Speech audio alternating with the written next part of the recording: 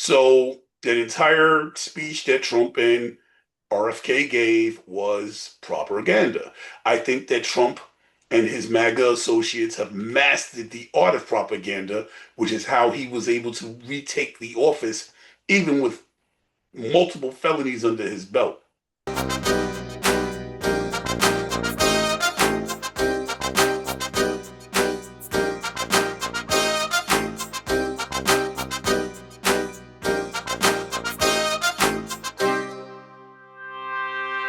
This is for entertainment and educational purposes only, and the disclaimer is down in the description box. Hello, and welcome to the Think Tank. We use critical thinking, deductive reasoning, and just a pinch of common sense to draw unbiased and logical conclusions.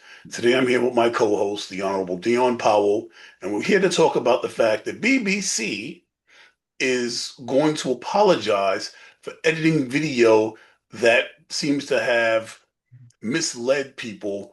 I'll let Dion explain. So, Dion? Once again, another media outlet deranged edited footage to make Donald Trump appear to be something that he was not. And we've been saying it all along, especially me, that Donald Trump did not cause January 6th, and his social media was cut off. If you have a memory about how all his social media was cut off before he finished his speech. Now, the BBC looks like it's going to be sued for $1 billion. They can get it too. And they have two executives that have resigned. So that's what happens when you try to manipulate and put propaganda against Donald Trump. He's coming for you because you're trying to tarnish his reputation. Well, here's what happened. They took clips of things that he really said, and they didn't play the entire speech he gave. They just took clips. This is what happened. Did you read the article you sent me? I read the article. They took clips of what he really said and didn't play the entire speech and only played clips. And then the one thing they did wrong, I can't say it's wrong. It's a documentary. What do you do in documentary? You take footage. Like they took footage from another time when they were going toward Wow. the Capitol. Well, this is literally what the article said, word for word. Well, not word for word, but it's summarized. Basically, they took footage for another time when people were marching toward the Capitol and used that footage instead of footage from that day. So they took clips of what Trump really said and showed a different clip of when people were marching toward the Capitol. Not the people entering the Capitol, not the people at the Capitol, just people going to the Capitol. So this big lawsuit is because they didn't play his entire speech, and they used a different clip of people marching, the same group of people marching toward the Capitol. And if it was a different group, and if they took a different clip, here's the catcher to me. If they took a different clip of people marching toward the Capitol, they weren't going for violent reasons that day. So I don't know why that would be a bad thing. It's a documentary. Can I explain They, why it's a bad thing? be my Because guess. this clip was played internationally on loop. That means every person in the previous clip that had nothing to do with the actual date of their imagery and their identity was out there on loop, and the whole world would think, hey, they stormed the Capitol when they weren't even there. Understand how dangerous that was? Let me ask you a question. Sure. Just didn't you go to school for film? From the first film department in America, the City College of New York, of course. I have a little history on film, a little bit. I've done a couple of things. So, did you ever have to do a documentary while you was in school? Yes. So, when you're doing a documentary and you're looking for video and you're building this documentary, do you always use footage from that very moment, or do you use footage that captures the emotion of the moment?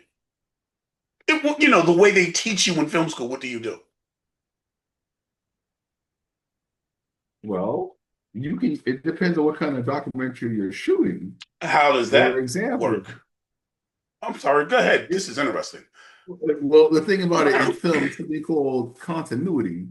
The BBC is a news platform.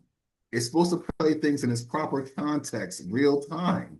Now, If it's saying that Trump did a speech on a certain day and there's certain footage of marchers from a different day, from a different speech, that doesn't add up to the narrative. Understand? Now, if they did a documentary overall that built up to January 6th and not the day of January 6th, then that may be different. If they're saying, well, on January 5th, you can see here, people are marching and gathering for this rally. You know what I mean? But they didn't That's do not that. what That's happened. called a continuity error. No, that's actually not what happened at all. But Remember the I Biggie digress. Smalls documentary? Remember the Biggie Smalls documentary? I remember this continuity error. He said, I'll be waking up paranoid that people are trying to kill me. But if you look at the timestamp in the upper right hand, left hand corner, it says 1994, when he was killed when? In 1997. So that made no sense. Understand? It is okay in a documentary. It is standard practice in a documentary to you. First of all, you're not going to play a whole speech. Like that's just not how it goes. You're going to take clips. You're not going to play the whole speech. It's just not how reality works. You have time limits. You have to fall within your time limit. So you take the parts that are pertinent and you put them in the video. That's because you have time limits. Time limits is something I understand when you're making video. You are able to use relative footage or footage that brings the emotion when you're doing a documentary. You don't have to take everything, doesn't have to be from on the scene that day. That's not how reality works, because there's just going to be some things you don't have footage of. So you take footage of something similar in order to display the narrative, in order to be able to show the narrative. It does not have to be like, it doesn't even have to do with what's going on. It's just as long as it makes a continuity in narrative. And that's how documentaries are made since, I don't know, ever. Like the 20 years I've been involved with film, like you use imagery that fits the narrative and the dialogue. You don't have to be like, oh, well, this wasn't there that day. That's not how that works. He's not going to win that lawsuit. It's not America. Those guys are not going to capitulate. He's not going to win that lawsuit. Well, they might. $1 billion, I don't think so. I think that's going to taco. I think he's going to, put on a big show. And he outright said the things that he said. Oh, well, he didn't say it at that. He didn't tell them people to march and fight because the country was going to, if they didn't, they was going to lose their rights. He didn't say it at that exact moment. He said it in that speech. That's not, he said it in that speech. Oh, well, that's not the order of things that he said. Did he say it? Yes. But anything after but is bull. It comes out my butt. It's BS. He said it. We all watched him say it. Well, I don't know if you watched him say it. I paid attention. He said it. Now he did not. It was taken out, and he only played clips. Do you want them to? Do you think they should have played the entire speech? Well, the answer would be yes. But this is their documentary, like you said. They can edit any way they want. However, Trump's argument is that, hey, this is propaganda to slant public opinion against me. And that was a direct Trump deranged moment. So he's going to get a settlement for a portion of what? $1 billion. No, he's not going to get that settlement. They're going to settle. And as you can see from two BBC executives resigning, they already probably have the stench of guilt all over them. It's time to pay up to Uncle Trump. And he'll give it to his charity or something. Yeah, sure he will. Maybe he'll go to the East Wing of the White House. But I've explained how documentaries is built. You feel that they should capitulate anyway. Donald Trump is the most powerful man in the world. He's using that as leverage to just get money from people that do things that he doesn't like, whether it's legal or illegal. Most of the time, people will capitulate, especially the media, as we've seen. Law offices capitulated, the ones that fought and won. Schools have capitulated. All of the, Everybody's capitulating because they don't want the wrath of the wrath of Trump, because he's using the office and his criminal Department of Justice. Now, that's my opinion. Can't say they're criminal. I could say Pam Bondi doesn't seem to be living up to the expectations of someone that has the office that she currently holds. However, I digress. That's my opinion. It appears to me that they are using these offices to bring institutions to their knees. And how does it appear to you? They're letting justice play out because, as the saying goes, when they came after him, no one is above the law. So if you're a media outlet, a major news outlet at that, that's supposed to report the truth, allegedly, you can't be going around putting together pieces that do what? Slander, or put things in writing that could be libel. Because remember, my degree is in film, but the foundation is media, and we did have to take a journalism class. We did have to take a public relations class as a basic, um, requirements, requisites, as they say. I also took journalism in high school as well. So you see, that's what documentaries are about, the truth. Otherwise, we have to go to what? Germany, where they invented something called propaganda and learn the difference between actual facts and news and propaganda in the media through film. Triumph of the Wills. If you ever heard that documentary, you have to watch about propaganda by what? Who was that? Wow, was it Joseph Goebbels? I think. Well, I forget. But anyway, out of Nazi Germany. Well, here's the thing. I think that the masses of propaganda at the stage that we're at right now is MAGA, Lenny Rugerstahl, that's their names. Okay, go ahead. because I think that the masses of propaganda at this present moment in time is MAGA. And my reason for that is because they push a unified message filled with untruths, which basically sounds like propaganda. I don't trust anything that comes out of their mouths, because when you do your research, you find out the truth. Like, for example, RFK having to finally admit that there is no correlation between Advil and ADHD, or what was it? Oh, being on the spectrum. So RFK finally coming out and admitting that there's no link whatsoever between Advil and autism from Advil, and pregnant women or women taking Advil while they're pregnant causing autism. He had to come out and admit it. So that entire speech that Trump and RFK gave was propaganda. I think that Trump and his MAGA associates have mastered the art of propaganda, which is how he was able to retake the office, even with multiple felonies under his belt. Scores of felonies. How? The propaganda machine. But I digress. When his video was aired, he had what, half hour, 20 minutes edited out of it, something like that. The same place where he sued for having video edited. So it's okay when it's edited in his favor. If it's edited against him, he sues. That is President how the Trump Trump, regime works.